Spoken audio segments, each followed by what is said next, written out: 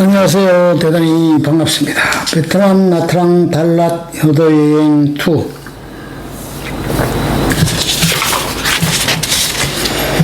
달랏에서 첫 일정은 100년 된 페리스 헤리티지 호텔 디저트 뷔페에서 차와 디저트를 맛보았다.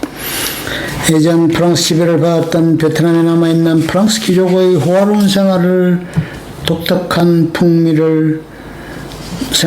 독특한 풍미를 느껴볼 수 있었다. 일정 작은 연회장마다 귀족들이나 상류사에서 볼 수 있을 법한 그런 분위기를 갖추어 조그마한 청동 조각상과 유화들이 벽면을 채워 풍요와 고급스러움을 더하고 있었다.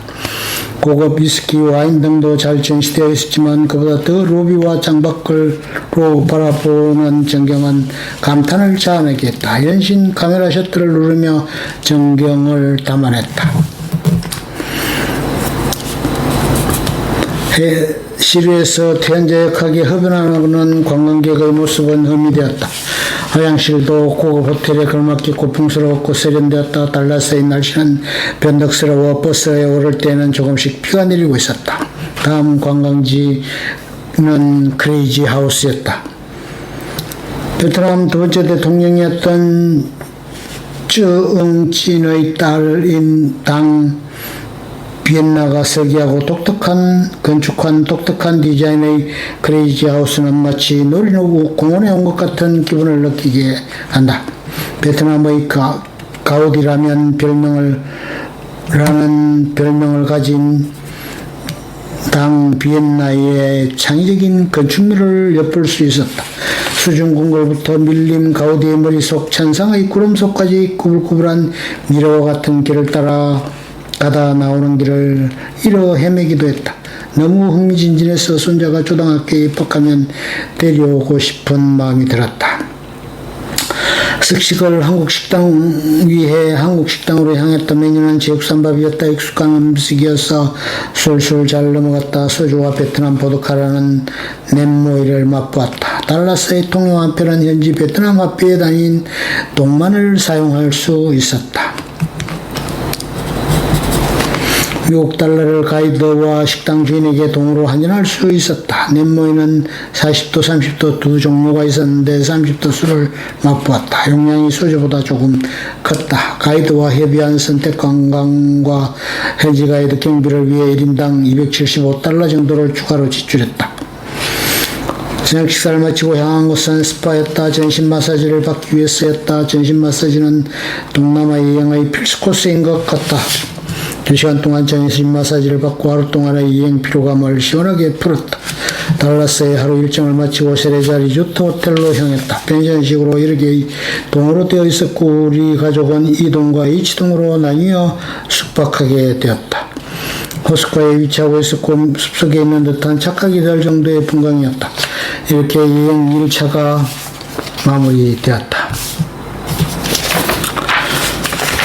3일차 달랏 루지, 다탄나 폭포, 알파인 코스트 체험, 다탄나 폭포 관광, 루지리 출발지로 복귀, 중림사 관광, 케이블카 이동, 수안흥, 호수 마차 투어, 랑비행 전망대, 중식 반세오, 바우다이 황제 여름별장, 람푸 사원, 천국의 계단, 카페, 바나나 달랏 시가지 조막, 석식 무한 삼겹살 달랏 야시장 투어 숙소 세레자 리조트 호텔, 운동량 보행수 12,765보 138분 497 킬로칼로리,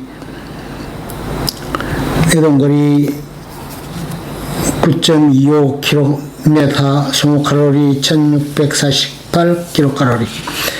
여행 3일차 6시쯤 기상해서 리조트 주변을 산책했다.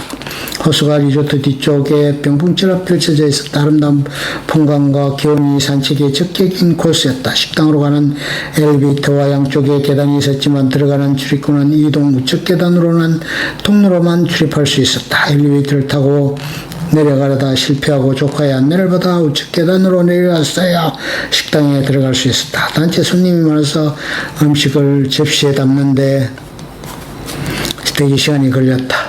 출입구를 단일화한 것은 동시다발적으로 여러 문에서 손님들이 입장하면 여러 직원이 출입문마다 배치되어야 하는 비효율적인 요소를 배제하기 위함이었을 것으로 추정되었다. 조식 뷔페는 우리가 묵은 2동 지하층으로 들어갈 수 있었고 F동 지하까지 식당이 넓게 조성되어 있었다. 자리도 부족했는데 처남이 좋은 좌석을 확보해 놓아 먹을 수 있었다. 50% 이상 손님이 한국인으로 보였다. 끝자락에 계란 후라이를 내주는 코너가 있었다. 인덕션에 2개의 후라이팬으로 요리를 해서 손님들이 가져가도록 했는데 줄이 길게 늘어섰다. 옆에는 칼국수가 그릇에 담긴 쌀국수를 여러 개 쌓아놓았다. 한쪽에는 라임, 상추 등 야채를 넣어 먹을 수 있게 준비되어 있었다. 식당 벽면에는 리조트 옆의 호수를 배경으로 한 소나무 군락을 사진으로 촬영해 확대한 것으로 보였다. 줄을 서서 계란 후라이를 받고 보니 쌀국수는 이미 동이 나서 아쉬움이 남았다. 만두, 베이컨, 구운 식빵에 버터를 발라서 맛보게 됐다. 김치, 안남미밥, 어묵 등으로 요기를 하고 디저트로 토마토 2조각, 수박, 파파이야 등을 맛보았다. 식사를 마치고 커피와 홍차, 과일로 디저트를 대신하고 식사를 마쳤다. 엘리베이터를 타고 지상으로 올라왔더니 F등이었다. 다시 이동으로 와서 우리 방으로 가는 엘리베이터를 이용해야 했다. 달랏은 24도씨 정도로 시원한 곳이어서 에어컨이 없이 선풍기 한 대만 있었다. 비데도 비데가 설치되어 있을 뿐이었다. 비데나 에어컨에 익숙한 우리에겐 다소 습하고 불편한 느낌이었다. 아침 7시 50분 A동 입구에서 직결해 버스에 탑승했다. 첫 번째 일정은 다탄라 폭포에 가는 레일바이크와 유사한 루지 체험이었다. 관광객이 많을 것으로 예상되어 일찍 출발한 것이 다행이었다.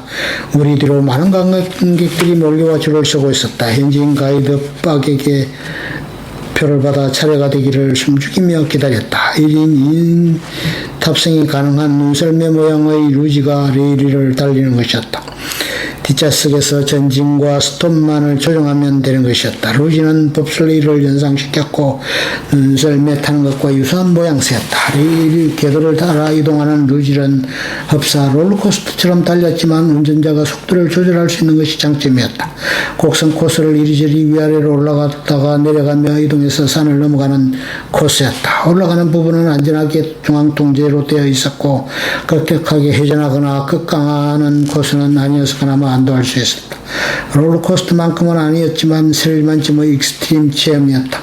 루지가 도착한 곳에 무리말과 선녀들이 목욕했다는 다탄라 폭포가 있었다. 최근 비가 많이 와서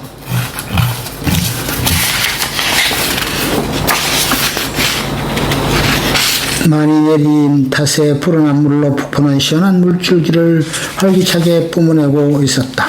한숨을 돌린 우리 일행은 폭포의 포토존에서 인증사진을 찍고 주변을 둘러봤다. 인공, 공룡, 홍합, 조형물과 대나무를 엮어서 만든 물레방아와 지프로 만든 둥그란 포토존이 있었다. 계열가 옆에는 한 그루의 나무가 서 있었는데 보라색 빛의 꽃의 향연이 펼쳐졌다. 한참 동안 구경하며 휴식을 취한 후 다시 루지를 타고 처음 출발했던 곳으로 돌아왔다. 옆으로 짚라인 코스를 조성하기 위한 공사가 한참 진행되고 있었고 루지 코스도 작업인부들이 보수 작업을 진행하고 있었다. 달랏의 다음 관광은 수완 호수의 주변 마차 투어였다. 마차는 탑승 정원은 5명이어서 우리 가족은 2대의 마차에 나눠 탔다. 아스팔트 도로는 2차선 도로였는데 마차는 호수에 5분의 3 정도의 거리인 약 3km를 갔다가 다시 출발지로 돌아오는 20분쯤 소요되는 코스였다. 도로상에는 오토바이차, 트럭 등 여러 종류의 운송수단이 혼재되어 돌아오는 길은 조금 긴장되었다. 마차에 탑승하자 마부는 인증사진을 찍어주고 유유자적하게 달그락달그락거리며 달리도록 말을 통제했다. 투어하는 동안 호수 주변의 풍경을 동영상 촬영도 하고 앞뒤 마차가 서로를 사진 촬영하며 즐거워했다. 마차 투어를 마치고 점심 식사를 위해 베트남 식당으로 갔다. 메뉴는 어제 점심과 같은 반사오였다. 이곳 식당은 미리 월남쌈을 다 만들어 놓은 상태로 먹기만 하면 되었다. 아내와 끝내가 볶음김치를 따로 준비해서 그것을 곁들여 식사를 하며 밥은 고추장으로 비벼서 맛을 보기도 했다. 특이한 향과 느끼함을 조금은 잡아주는 듯했다.